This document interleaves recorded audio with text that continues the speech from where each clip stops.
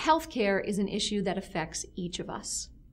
Our broken healthcare system has created a crisis in America that has led to out-of-control costs, less access to health services, and millions without health insurance.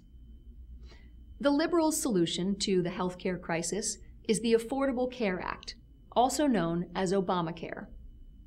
It's a solution that puts quality medical care in jeopardy.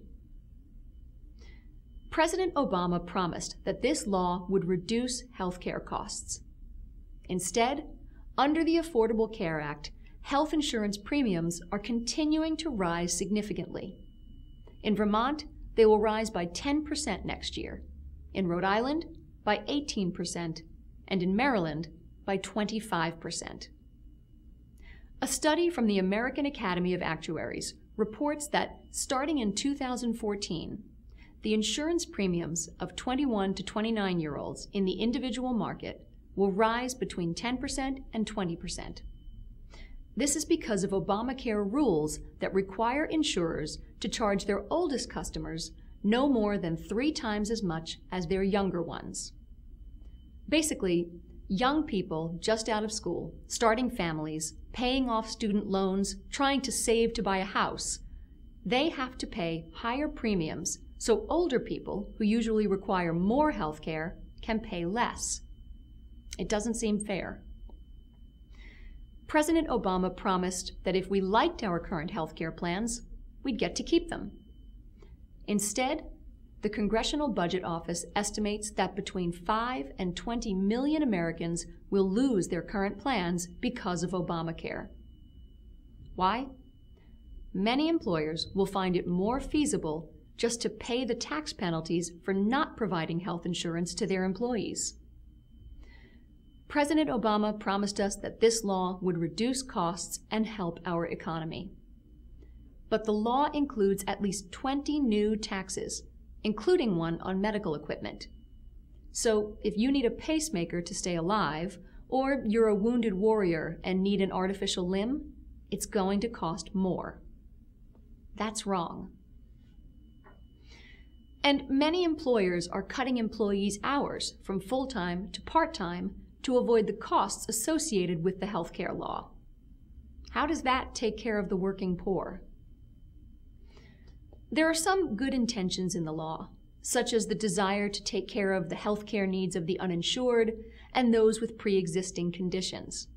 But the law is proving to be a massive and complex mess. We can do better.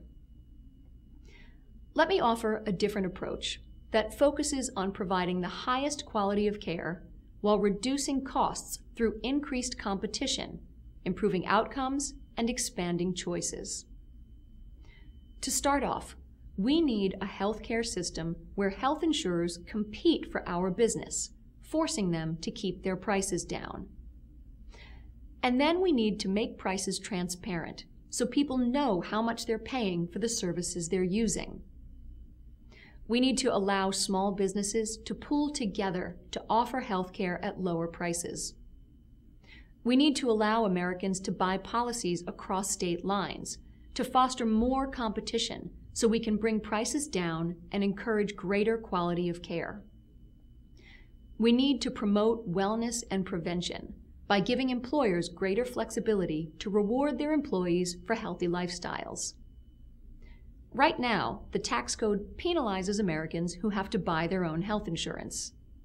What would be fairer would be to provide insurance tax credits for all Americans, not just employers, so they have the resources to buy the plans of their choice.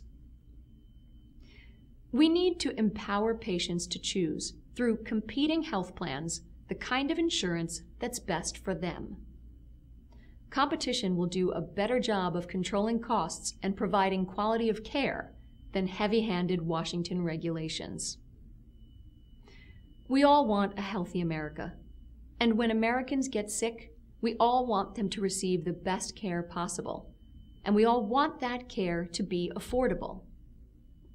We need to focus on healthcare reforms that will increase affordability, treat everyone fairly, and provide the flexibility for Americans to make the best healthcare decisions for themselves and their families. Despite the administration's controversial decision to delay forcing companies to join Obamacare for a year, the U.S. Chamber of Commerce says 3/4 of small businesses are planning to duck the costly law by firing workers, reducing hours of full-time staff, or shifting many to part-time. This is no way to run a healthcare system. Thank you.